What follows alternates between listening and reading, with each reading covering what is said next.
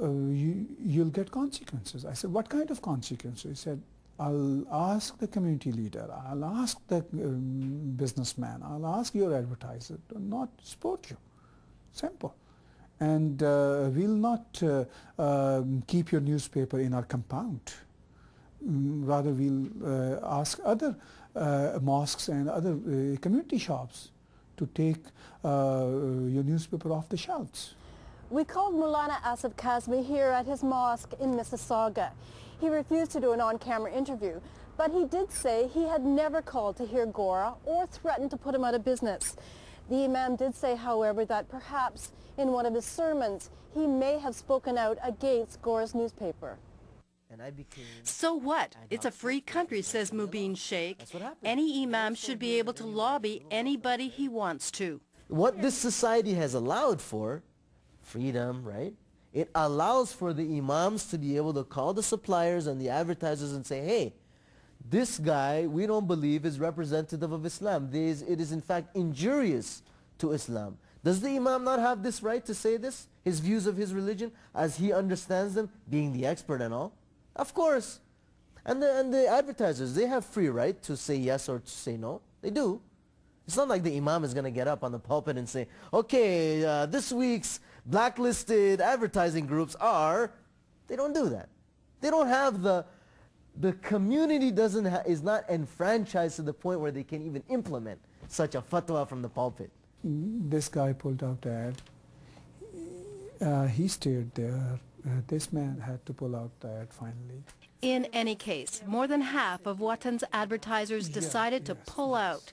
They told Gora, we are getting calls from mosques and they are pushing us to pull ads. Otherwise they threaten us. They say, if you will not pull your ad, we'll run campaign against your businesses that you are supporting this newspaper. When the Taliban destroyed these ancient Buddhas, Gora published an article criticizing the regime and got this warning. Your newspaper seems to be promoting anti-Islamic sentiment amongst our community, so maybe we should be inviting our Muslim community to ban and throw your newspaper out of their shops. This is a warning to you and your newspaper. Ignoring the warning, Gora reported on a sexual scandal at this Islamic school in Ajax, Ontario. He wrote that the principal here was charged with assaulting 4 male students. Those charges were later dropped. But shortly after the story first appeared, Gora received an anonymous bomb threat. Badly shaken, he reported it to his readers, to the police, and the RCMP. To date, no one has been arrested.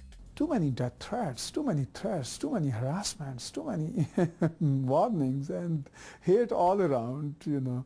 So I said, why I'm doing this job? I can't afford this madness anymore. And I was not feeling safe as well. Were you actually frightened for your life? Yes. Oh yes, oh yes. Bankrupt and beleaguered, Tahir Gora closed Watan and left Toronto. When we come back... So these people can complain all they want. The reality is that they don't have any standing in the community.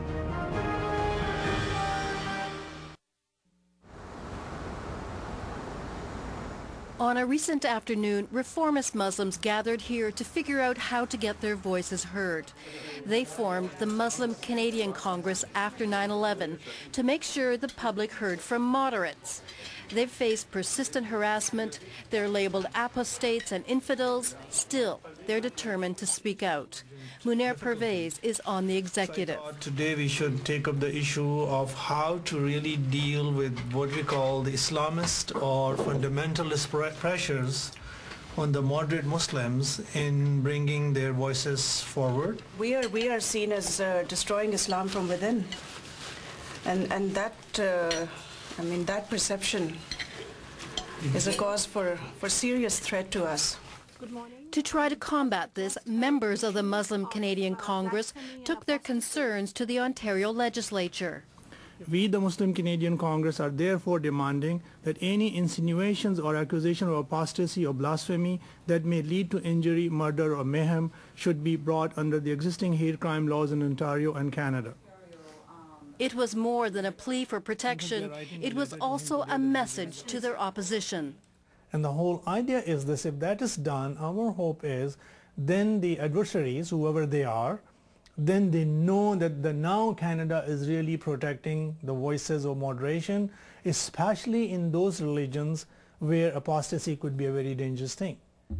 When making its case, the MCC referred to Dr. Mohammed Al-Masri, president of the Canadian Islamic Congress, called him a fundamentalist, and said his writings incite the kind of anonymous threats they're receiving. The group referred to an article by Dr. Al-Masri entitled "Smearing Islam and Bashing Muslims."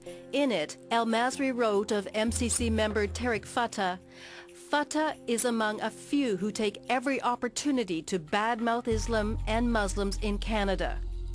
And they, including Fatah, are clearly the who behind today's wave of anti-Islam vitriol."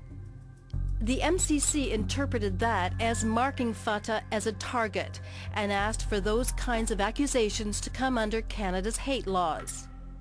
6 weeks after the news conference, the MCC received a notice that the group was going to be sued. Mohammed Al-Masri claimed defamation, saying his reputation had been damaged. While Al-Masri gave notice that he intended to sue, so far he hasn't proceeded. Munir Pervez says, however, he still sees the threat of legal action as harassment meant to stop his group from speaking out. It was being done to give a notice to the others that, look, we can entangle you in these legalities. Law in Canada is expensive. So the thing is, you have to fight it, and we will fight it. We are not saying it's not their right. All we are saying is that this is one of the tactics of intimidation. I don't think that's a case. Canadian Islamic Congress doesn't have money for spending on lawyers. We are using our money into sources that are very needed for the Canadian Muslims in Canada as our homeland. So we don't mean hard business with anybody. Gisad Delich is the new lobbyist for the Canadian Islamic Congress in Ottawa. Dr. Al-Masri refused to speak to us, but Imam Delich defended the CIC president's writings. I don't think Dr. Al-Masri thought anything insulting, not putting them in danger about anybody. And Dr. Misri definitely is not a person who does not understand what it means.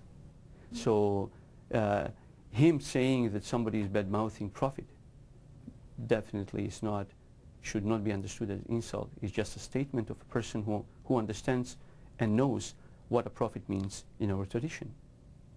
Simple as that. When someone has a standing in a community and is in a kind of leadership position, that of course is much more serious. It is not simply an opinion that's being expressed. It is, I would say, might be taken as a warning, and it is very serious. At the Hamilton Spectator, Tahir Gora has found a new outlet for his views in a weekly column, but he continues to despair over the demise of his newspaper Watan. As a writer, it is very disappointing. Very disappointing. I never ask my fellow writers who always oppose my ideas, I never asked them to agree with me. I always requested them to continue the debate. So that continuation is not anymore. So these people can complain all they want. They can complain all they want. The reality is that they don't have any standing in the community. And are you going to force that on the community? Are you going to tell the community that, listen, all those people who represent views that are not Islamic, as you understand it, you got to accept it as Islamic views. Or at least you can't say these are not Islamic views. Really? Who the heck gave anybody the authority to say that? We are not changing Islam. We are not atheists. We are Muslims. We are reading Quran like anybody else. Munir Pervez plans to continue speaking out. Every single time our voice is going out, which was not there before, larger and larger number of Canadians are appreciating that. They are understanding it, and they're saying these are the people who are not stereotyped Muslims. These are people who are one of us. They are within us. They believe in pluralism. They believe in freedom of expression. They believe in freedom of religion. They are not absolutists. Those voices are being heard. It's an encouragement Pervez is counting on to keep him on the path of trying to make sure a diversity of voices are heard from within his community. Joan Leishman, CBC News, Mississauga, Ontario.